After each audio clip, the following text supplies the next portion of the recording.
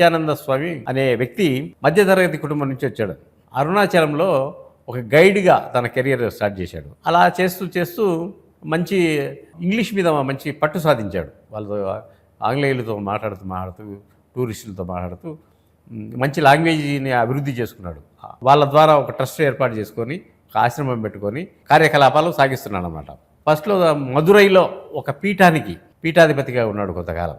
దాని తర్వాత బెంగళూరుకు వచ్చి బెంగళూరులో ఆశ్రమం పెట్టుకొని అక్కడ కార్యక్రమాలు నడుస్తున్నాయి. ఈ రంజిత అనే ఆర్టిస్టు అతన్ని పోయి కలిసింది. సరే, అతనికి ఏదో సేవా కార్యక్రమాలు చేస్తున్నానని ఆమె చెప్పింది.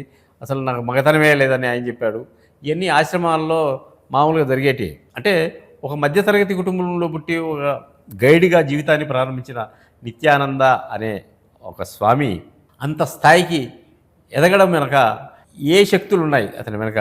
మామూలుగా అయితే విదేశాల నుంచి వచ్చే చాలామంది ట్రస్టీలు వచ్చి వాళ్ళ బ్లాక్ మనీని ఇక్కడ వైట్ చేసుకొని పోతారు. ఆ పరిణామ క్రమంలో ఇలాంటి ఒకరిని పెట్టుకొని ఒక ఆశ్రమం నిర్మించుకొని అక్కడికి వచ్చి వాళ్ళ కార్యకలాపాలని చేసుకొని పోతుంటారు అన్నమాట.